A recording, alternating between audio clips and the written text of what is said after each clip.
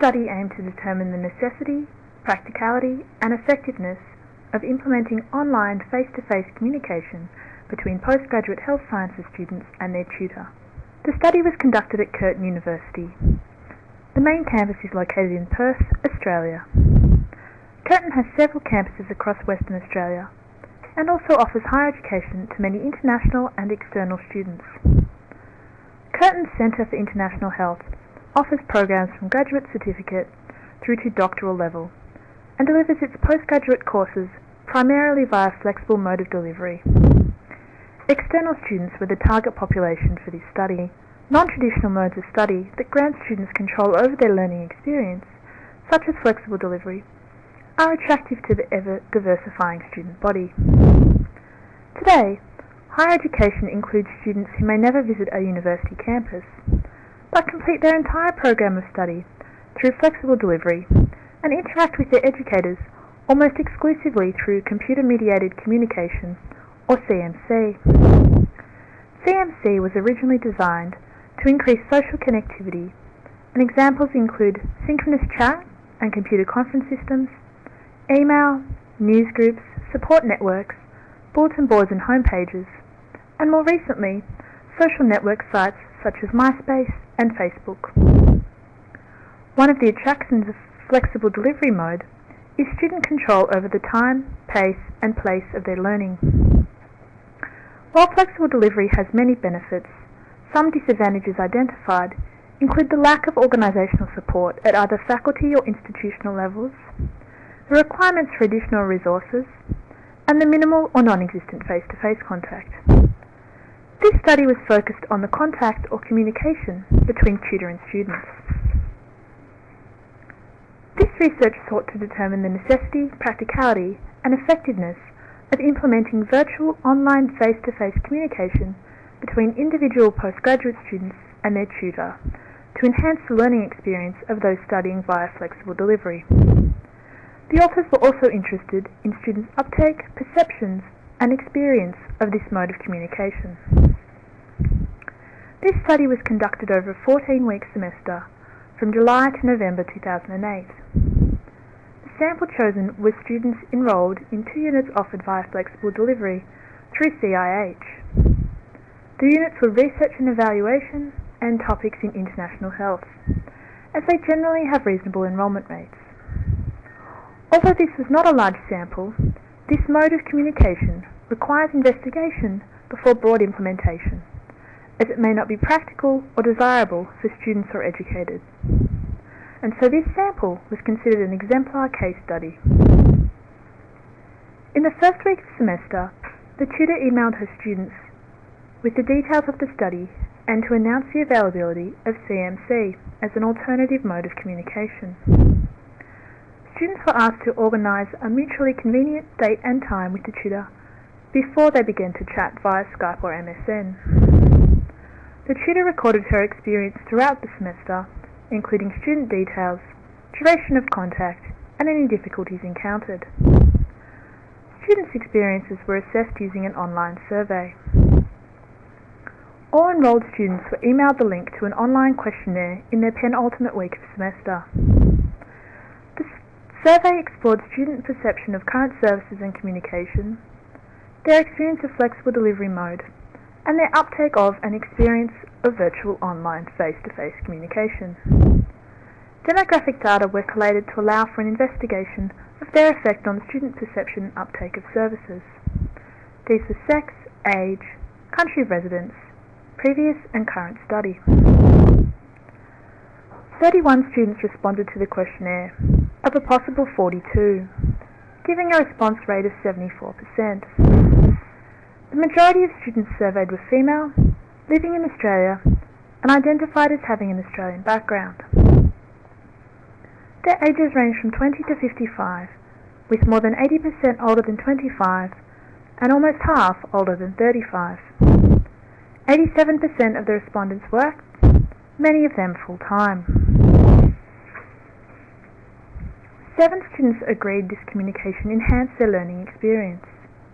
Although a high proportion of respondents indicated that the questions related to the learning experience and learning outcomes did not apply to them although neither agreed nor disagreed, there was support for implementation of this communication.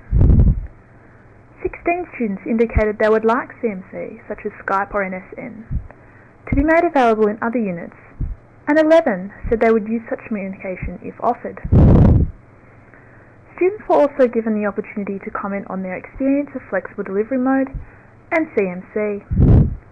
The 4 students who used the communication offered found it to be a positive experience, indicating that the tutor was very responsive to email communication and that Skype was useful for specific or complicated questions. Another student also found it to be particularly useful with face-to-face communication, as she could understand the information the tutor was giving.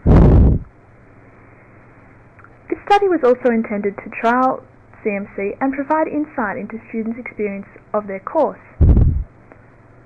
Their positive experience was best exemplified by one student, who actually felt that the external experience of Curtin University resulted in more contact than during her undergraduate degree she had done internally at a different university. The tutor's time spent implementing Skype and MSN communication totaled 3 hours over the semester, indicating that the addition of this CMC did not increase her workload significantly. The tutor also indicated she preferred to use MSN or Skype when available, or telephone communication, to address more complex questions than email, as she found email more time-consuming.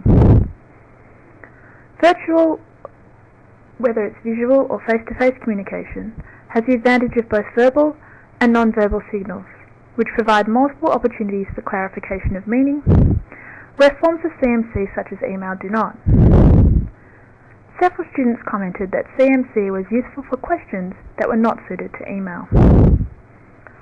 Although only 4 students used the communication, 7 indicated it had positively affected their learning experience, suggesting the use and availability of a service can improve a student's experience.